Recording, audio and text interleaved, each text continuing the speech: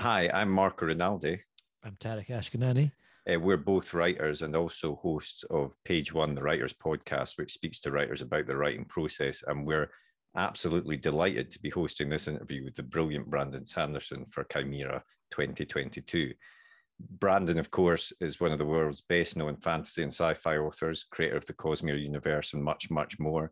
He's won numerous awards, including the Hugo, the DGLA, and more. It's hard to keep up with his most recent works, but they include Dawn Shard, which I've got here, a novella of the Stormlight Archive, Cytonic in the Skyward series, and of course, he's just not just broken, but smashed through the Kickstarter record when he announced 4 new novels that he'd written during lockdown. So, with that introduction, hi Brandon, it's great to speak to you. It's good to speak to you. Thanks for having me. Now, we always start these by seeing how you developed into a writer, and you were a passionate fantasy reader while you were growing up, but you didn't immediately move into writing, or at least not as a career path. You started studying biochemistry, and then took a break and came back and studied English. Is that right?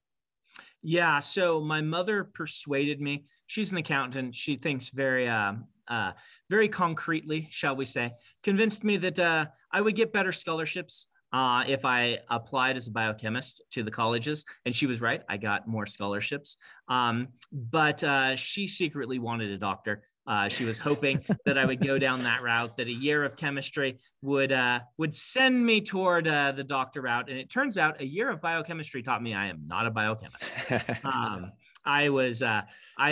It was a funny experience. I really like, of course, the concepts. I'm a science fiction and fantasy writer. But no one warned me that when you go to college,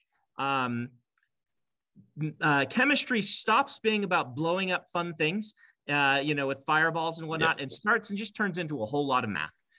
It really is just a ton of math. And then the lab work is also, I'm glad that there are chemists out there doing it, but doing the same test 50 times so that you can figure out how to get rid of all the different, control for everything. And it was so mind-numbingly boring to me that I'm like, wow, I am not meant to be doing this sort of thing. But I had been writing. I started my first book when I was 15 or 16. Never finished that one. I finished writing my first book when I was 20, the first that I counted. That's kind of what taught me. I guess I was 21. I really needed to be an English major, study literature, study writing. And I changed then and haven't looked back since. Yeah, and I think you're known for being a very prolific writer now as a published author, but even at that stage, it seems you were very prolific, because we were just talking about this before we started recording, actually, but you'd written, I think, 13 novels, you said, before one of those was picked up. So, yeah, you're obviously developing as a writer at that period, yeah. Across about 10 years, I wrote 13 novels. The first one took like 3 years of that. So this was me recognizing a couple of things. One, I was way behind other people who wanted to be writers. I kind of got into fantasy and science fiction late. I was 14 when I really started to get addicted to reading. I knew I needed to play catch up. I also was kind of a little bit I was in love with what I was doing. Absolutely loved writing. But I was also a little bit frightened, because everyone tells you being an artist is really hard and a really dangerous thing to decide to do. And the only thing I had control over in that process was how much I worked on my writing. And these things combined together. I got a job working a graveyard shift at a hotel so I could write at work. And they all combined to me writing books and really getting used to the idea that every 6 months to a year, I do something new. And this has been a guiding light to me through my career. One of the big distinguishing things between me and a lot of my contemporaries is that I had those years where I was really bad at writing, that I practiced not just being a better writer, but also having the mindset of constantly working on something, constantly getting into a world and falling in love with it and telling this story. And I find that in writing, the more you do that, it's like everything in life. The more you immerse yourself in something, the more excited about it you get, and the more in the zone you're able to get. And that's kind of a key part of my career, is when I finish a book, A lot of authors, myself included, there's a lag after you finish a book where it's kind of, you've been on a high and now you're just like worn out. I don't know if you feel this, and it's hard to get momentum on something else. Yeah. And making sure that I have another project to get excited by, that I can pick up that momentum and start running, that has helped me so much, because I move from one thing to another rather than taking those months off that a lot of writers do very naturally, because you come off that high of finishing a book and now, it's hard to get yourself rolling on something else. Yeah, absolutely. And that whole time you're writing 13 novels. I mean, were you trying to get representation this whole time? Were you wanting them to get published, or was this just a kind of writing to learn period? Yeah, good question. So it's about half and half. I heard when I was breaking in that your first few novels are generally terrible. Your first million words, people have different ways of talking about it. I realized I didn't want to then publish my first few books. I wanted to just have the stress taken off of me. It was actually very relieving. Some authors, this could be bad advice for. Certainly J.K. Rowling, it would have been bad advice to throw away her first novel, which was Harry Potter, right? But for me, it was good advice because it took the pressure off. I'm like, oh, I don't have to be good at this. I can apprentice for a number of years. And so I'd heard your first 5 books are generally terrible. I said, all right, my first 5, I don't have to stress. I don't have to send anywhere. I don't have to even workshop if I don't want to. That might've been a bad idea. Learning to workshop is really important. But I just took the pressure off and wrote those books. And it was book number 6 where I said, okay, I genuinely love this. I think I'm genuinely good at it. Now I'm going to start doing what I want to do for my career. And the book number 6 was Elantris. It was the one that eventually sold. It is where I really committed to epic fantasy and started developing the Cosmere and all of these things. And so, like I said, half and half. Those first 5 books are, wild experimentations in me trying different styles and seeing where I wanted to land. But I mean, I think any writer, as you say, really has to do that. You have to kind of try and find your voice and the characters and see what works for you, I guess, when you are writing. And from that moment that Elantris has picked up, obviously you've been absolutely prolific since then. Do you ever stop writing is one question, because it doesn't seem like it from the list of books that you've got. Depends on if I currently have a really good video game or not. Depends on what else is going on in my life. I mean, I always come back to it. I love it. During lockdown in particular, I found myself gravitating toward, as a hobby, writing things that I wasn't contracted to write, that just felt very liberating and freeing to me. Right now, I'm deep in revisions on a lot of things. And so I'm kind of, revisions are the part of the process I like the least. And so I'm kind of, I won't say miserable, but this is my least favorite part. So it's good that I've got Elden Ring to keep me company while doing this. But yeah, I mean, I like what I do. I feel like I've been given a 1 in a million chance. Like, there are a ton of great writers out there. Many writers who are as good and who work as hard and who are as talented as I am. There's plenty that are more so in all 3 of those categories. But I have gotten the golden ticket. My career has taken off. I have had the chance to reach millions and millions of people, and I want to make good on it. I want to say I have this chance that, the tens of thousands of aspiring writers would love to have, and many of my colleagues would love to have. And I need to strike. I need to make good on it. I need to do what I'm doing and share what I'm writing. And it's a blast. So what's a typical writing day for you then? Are you basically up at 9, write till 5, or what's your style? I do 2 writing sessions. I find that a 4-hour block is the best for me. And so I'll get up. I get up late. I get up around 1. I work until about 5. I spend time with my family until about 10. Go back to work at 10 to about 2. And then 2 to 4 is goof off time, video game or whatever. Over the pandemic, I actually just kind of wrote during that time, which is, but I can't do that all the time. That was a thing I did for a couple of years. And now like I said, that time is Elden Ring currently. But yeah, 2 4-hour blocks.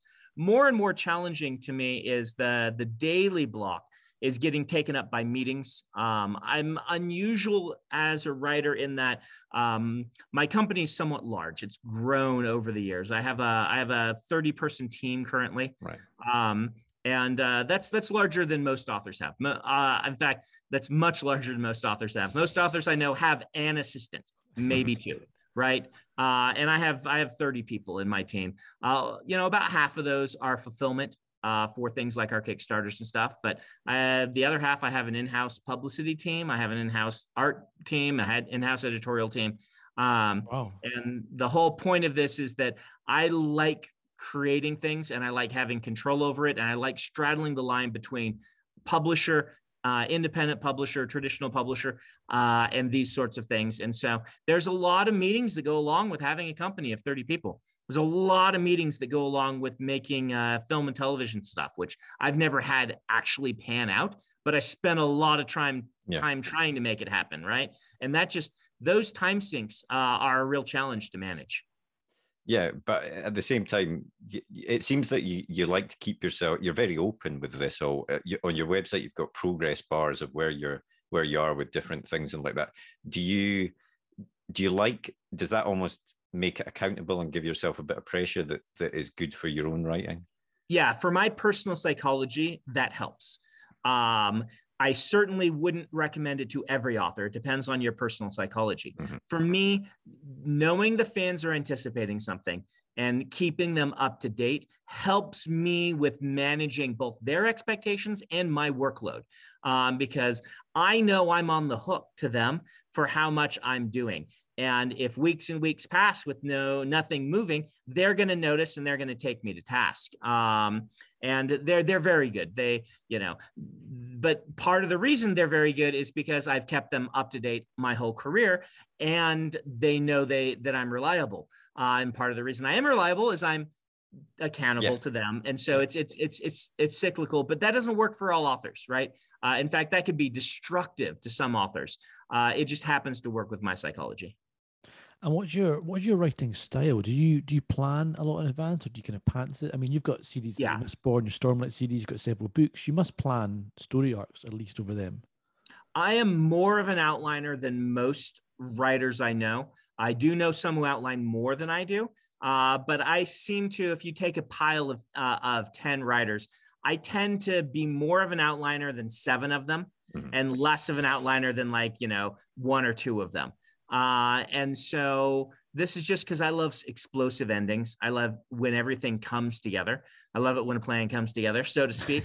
And this is really fun for me to have all these different threads interweave in interesting character arcs and plot arcs and world building mysteries coming together at once. And so you need an outline to do that. But at the same time, as you, I'm sure, well know, no outline can be kept 100%. Otherwise, you're going to have a worse book, right? Being too slavish to an outline is a bad idea also. So there's definitely a balance here. But do you enjoy sort of planting seeds in book 1, say, that are only going to come to fruition in book 3 or something like that? Yeah, that's just something I love. I love when I can do that. And it's hard to do, right? It's really hard to do because outlines shift and change. But when it can land so well that it's one of the things I love to read. I love to experience. I love moments like, when spoiler, Captain America picks up that hammer and everyone cheers, right? Yeah. And you can't get those moments without proper promises, proper foreshadowing. So, and do you once you've written the book, how do you know when it's ready, when it's good to go? Do you share it with people first? Do you have your agent, your friends? I have a very extensive. This is another thing that makes me different from a lot of authors. I have a very extensive alpha and beta read process. By the time a book comes out, often I have received feedback from 100 people. My beta reads are often 50 people, and I have an entire team whose job is to go to the beta read after it's done, which we run the beta reads on like a collaborative spreadsheet where people are making their comments tied to a line and stuff like that. I have an entire team who distills that down for me. Wow. I find that film and television do a lot of test audience. They will never show a movie, have a movie come out that hasn't been seen by hundreds of people, so they know how the response is going to be. And I find that a lot of authors don't use that tool very well because it's a little overwhelming to get all of that feedback. And I am fortunate in that I've been successful enough that I can hire people whose job is to condense that feedback and give me the pieces I need so that I can make the book better. And so it really, for each book, depends. Sometimes you do the alpha reads and everybody's like, wow, this is working really well. My alpha reads are my, I differentiate. An alpha read is industry professionals. So this is my writing group. This is my editor, my agent, my company. Beta reads are a test audience. They aren't people who are part of the industry. They're just a segment of your audience to see how they respond to the story. Sometimes you do these things and the responses come back totally not what you're expecting. Characters you expected people to latch onto, they are just disliking. Plot cycles that you really think are going to be really exciting, people are bored by. And then you have to dig in and find out why, because beta readers tend to be very bad at identifying why they don't like something. They tend to be very good at identifying when something's broken. And your job as the author is to figure out why. Why is this plot cycle that I thought that they were going to love? Why are they bored instead? Like, what have I done wrong? And that process can take a lot of work. It's part of why revision is my least favorite part of the process, because instead of dreaming, I am looking at something that is flawed and saying, all right, I dreamed that this would be perfect, but it's not there yet. Yeah. Now I have to take the hard feedback of people not liking the thing that they're telling me my baby is ugly. That is hard to hear by itself. And then how do I fix this? And that is hard, but I think that my process really helps me in that regard. Well, presumably, sorry, Tarek, I was just going to say, presumably there's a skill as well to understanding what to take on board and what not to take on board sometimes, because not all of the feedback is going to lead to a change, presumably. Yeah, I would say most of it doesn't. And so that's a good point. It's always kind of me looking at what reaction did I want? What reaction did I expect? What reaction did I get? And from what percentage of the audience am I getting that, right? Like, there's a real trick in revision in that sometimes you put in plot cycles that are targeted at only a percentage of your audience. Humor is a good example. Humor tends to be pretty individual. And some types of humor land for some people and don't land for other people. And so you can very easily create something that no one will love, but is inoffensive if you're taking all the feedback in the wrong way. What you have to look at and say is, the people who love this, are they loving it the way I want them to? Do the people that hate this like something else that I'm creating for them? Particularly in a giant epic fantasy, not everyone's going to love every character. Some people are going to dislike aggressively some of the characters, but the people who love that character, are they loving them for the reasons I wanted them to? And is it working for them? And you've got this massive team, and as you've said, it sounds almost like a movie studio runs their films. How did you know that this was the way you needed to work? How did you realize you needed to have all this staff? It's so unusual. Like most things in my career, I lucked into it and then latched onto it. So during those years when I was trying to break in, the 6 or 7 novels I wrote that I started sharing with people, it was during my college days, back in the, when computer and, the internet was new. Computers weren't new, but the internet was new. Everyone still kind of worked analog. I would finish a book and I would do a revision and I would print it off and I would get it bound at Kinko's with one of those spiral things, giant book with a spiral thing. And I would pass it around to my friends. And I'd say, take a pen and write in a different color, every one of you, so that I know who it is. Sign your name on the front page in a color and then use that color. Go through the book, respond to comments people are making in the margins, write on the backs of the pages. Tell me how you're feeling and let me know, because I'm brand new at this. I have no idea if what I'm doing is actually working, if people are going to be confused by these magic systems, if people are going to bond to these characters or not. Let me know. And I found I would get those books back in 6 months with writing all over it, that became an intrinsic part of my process to gauge if what I had tried actually was working or not. And over time, that developed into the kind of the spreadsheet format and whatnot. I knew that I was getting close to selling when those books would come back and they would be covered with, they would have a list of names, everyone read it, and I wouldn't recognize most of the names because the friends that I'd given the books to loved them so much, they shared them with other friends who shared them with other friends. Yeah. And I started to actually have a fan base before I published, back before indie publishing was a thing, where people that I didn't know were asking me for my next book. And this was a very good sign for me, but that became part of my process, gauging if what I tried works. And it's kind of baffling to me that this doesn't happen more in the book industry, that, you know, a lot of my friends, they will get a couple of early readers, but there are people who are close to them. They don't often get a good segment of people who don't know the author to read it and give them feedback. Because it's kind of baffling to me, because then you don't know what your audience is going to think of your book.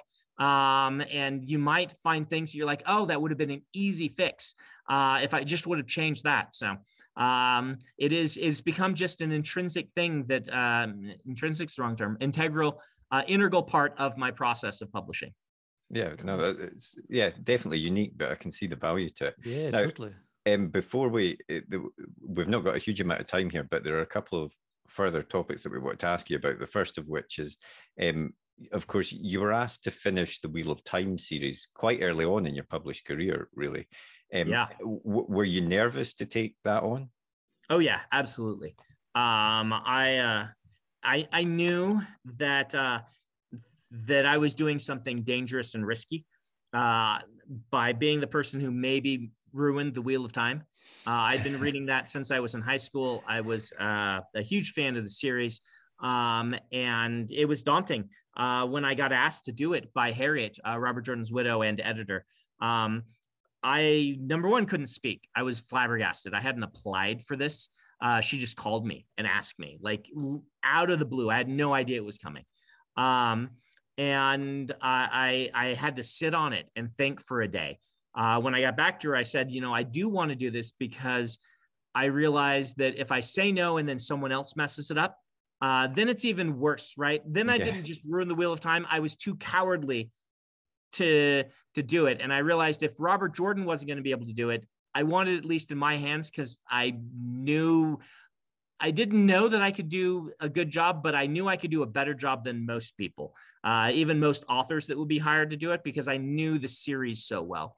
And so, but yeah, it was definitely one of the most terrifying things I've ever done is say yes to the Wheel of Time. And how much freedom did you have? You know, were you told this is what has to happen? He's already outlined stuff, or were you basically given the keys to the kingdom? I was given the keys to the kingdom. Harriet handed me what Robert Jordan had written, but what he had finished writing for the book was not very much. It was a handful of pages, and he had some outlines. But these outlines, Robert Jordan was a pantser. There were more interviews with his assistants saying the things he wanted to happen, and it was often self-contradictory because he's like, I think I'll do this or this, and it's like two mutually exclusive options, right? Fortunately, Robert Jordan's a fantastic writer that had lots of foreshadowing and things in the books that I could draw upon. But Harriet, she said to me, she's like, I'm not a writer. We're not hiring a ghostwriter. We're hiring you. You're a writer. Use your best instincts. Write the book the best you can. And she's a fantastic editor. She was Robert Jordan's editor before she married him. Good way to get your editorial advice taken. And she said, I'm an editor. And she that's modest. She's one of the best in the business. And she said, give me something to work with and I can help you make it, you know, I can make it fit, but you need to give me something to work with. And so I was given carte blanche. I just had to convince Harriet that it was the right thing to do. And indeed, like, she knew that if the book had been 90% done, the books had been 90% done, they could have hired a ghostwriter, had it done. They wouldn't have needed me. The books were 5% done, right? With a whole lot of foreshadowing and notes, but 5% of the actual writing done. And they needed an outline. They needed you know, and they needed to do audacious things. The Wheel of Time always, in each book, audacious things would happen. And so if you played it safe, the books would be bland and boring. And so they needed someone to come in and say, hey, we need to do this weird thing. We need to do this thing that isn't in the outlines, because there's nothing in the outlines to happen here. And it needs to be audacious and interesting and fascinating, and develop the world in cool ways. And to their credit, they let me run wild, and then they reined me back. There's a bunch of deleted scenes that we've released that were things that I tried that they felt went too far. And we ended up cutting those. And the end result, judging by fan reaction, turned out pretty well. Not as well as if Robert Jordan had been able to do it, by definition, I believe. But at least I didn't ruin the Wheel of Time for most readers. For some, I did. That's going to be inevitable. But for most readers, I didn't. Yeah. And yeah, others have tried to finish it, other people's series, and not been so successful, of course. But we also wanted to ask, obviously, you had this record-breaking Kickstarter with the novels that you wrote over lockdown. I mean, the response must have been way more than you even expected. Yeah. I mean, we had run one Kickstarter before, and it had ended in the 6 to 7 million range. And we're like, this one's for an unknown quantity. We were guessing a little less than our previous Kickstarter, with like 3 to 4 million probably. And then we ended at 42, which is an auspicious number to almost have reached. We're just under 42. But yeah, it was incredible. It was mind blowing. But at the same time, I'd always known the potential was there. And that there are things fans wanted that publishing was not giving them. And I wanted to try to give them to them. Fans have wanted for years to be able to not have to choose between the convenience of an ebook and the collectability of the print book, right? Why are they not able to just buy them both at once in a simple price? If you buy the hardcover, you get the ebook. That's something I've wanted to give them for years that traditional publishing just will not do. They can't figure out the logistics. They're worried about cannibalizing their own sales. They all of these things that I think are kind of anti-consumer in some ways, and that the other industries have all figured out. Music and film, you can buy the physical medium and get the digital medium. And in books, we're in a world where people want the physical medium way more. More people want to have a physical book than care about owning the DVD, right? But we aren't giving them that convenience. And the Kickstarter is kind of to say, hey, publishing, if you're not willing to do this, I'm going to find a way on my own to do this. I've heard from years that fans want collectibles with their books. They want to be able to, just like in the video game world, I don't know if you've done it. I don't know if you can see behind me. I've got my Elden Ring sword back there, right? Like, fans want to be part of something. And if you give them a nice, high quality product that comes with the book, that's a collectible, some of them are going to want it, buy it. Publishing just won't do this. I don't know if you guys have the old Lord of the Rings films that came with the bookends, the Gollum bookends. I've still got my Gollum bookends. I'm like, I'll buy the DVD that has the Gollum bookends. Those look cool, right? Like, why are we not letting people kind of opt in to what they want? And so these are just some of the things that I thought I wanted to show the publishing industry that we could do. And it turns out it worked. Yeah, it just a little bit. And I mean, do you think crowdfunding generally has opened a new path? Because obviously there was traditional publishing originally, then along came the ebooks and the self-publishing option. But has crowdfunding opened another pathway for authors? Yes, I mean, it definitely has. It's a more narrow pathway for a couple of reasons. The main reason is, obviously, you need a fan base already or some way to draw attention. People who are kickstarting their first book that have no audience and things like that, a premise is usually not enough, because readers are savvy. They know that execution is more important than premise when it comes to novels. And so it is not a replacement for being in the trenches and writing your early books and gaining a following. It just isn't. But once you have a following, then it becomes an option. There becomes a challenge in that if you're going to be delivering physical goods, that becomes way harder. If you're delivering digital only goods, then a Kickstarter is easier, but then your rewards are less exciting. I need to maintain some 15 to 16 people that we're going to expand to around 40 people starting when we're shipping out next year, because, you know, we are going to be shipping out 150,000 copies of each of these books. At this point is what we're anticipating. And so that's going to be a real challenge. Yeah. And we can only do this because we've been doing it on a smaller scale than this, but it's still a pretty large scale for the last 10 years. So most authors, that's a bad, would be a bad thing to jump into and try. But I do know that there are other authors who are doing successful Kickstarters, not just me. And so more options for authors is good, in my opinion. Yeah, absolutely. And now sorry, Tarek, when you go. I was going to say that you mentioned Elden Ring a few times, and I know you've said in the past that you'd love to work on something like that. Is anything happening? Any kind of exciting news? No, video game companies love to talk to me, and they all are really exciting and interesting. Finding the right project to work on is challenging. I did work on one for a number of years that hopefully will be announced later this year, but I don't get to make that announcement. We'll leave it to them to make that announcement.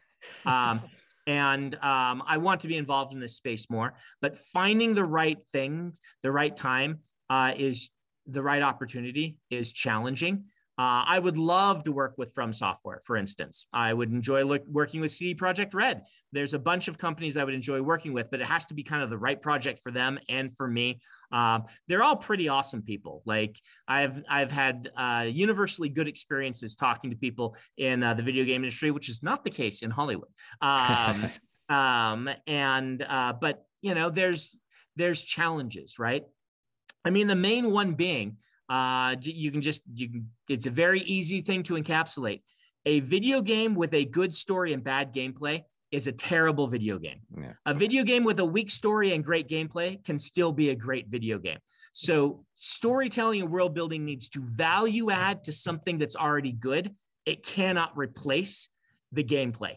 And that's, finding that mix is an important thing to do, I think. I have played some games written by authors that the writing is really good, but the game is not so great, and all right, this proves to me the author needs to be an adjunct to the gameplay, not the main selling point.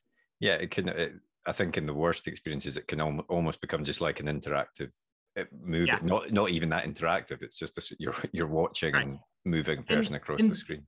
That's its own cool genre, visual novels or whatnot that definitely, but I am a gamer. I want to have a game that has fun gameplay, challenging gameplay. And that's what I want to be involved in, is creating some stories for games like that, as opposed to writing a thing that's a book that you release in a different way that has some small interactivity. That's cool. People do good jobs with that. I don't have anything against it. It's just not where my excitement lies.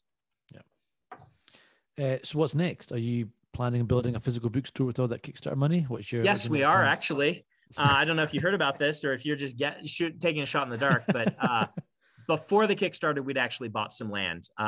We need a shipping facility for all these books we're shipping out. Right now, we're leasing a warehouse. It's like, why not build a bookstore and ship them out of there? So we bought a bunch of land to build ourselves a nice, hopefully large, cool bookstore as a community bookstore. George Martin built one. I figure I can follow in his footsteps. They're pretty good footsteps to follow in. So absolutely excellent. Well, we're at the end of our time, I think. But before we go, I always like to end these with a silly question at the end. So, if you could live in any fantasy universe apart from your own, which would you choose and why? Any fantasy universe. All right. I got to think of the most bland fantasy universe where life is good for people. That's right. And, for now, I'll just go with the Wizarding World. You can still get the internet, right? Because the Muggles got it. You can still get instant ramen if you need it. Plus, there's your schooling is all fun instead of math. And it seems like post books, once Voldemort's taken care of, that's the world to live in. Yeah. Okay. That's a good answer. Well, thanks very much, Brandon. That was great.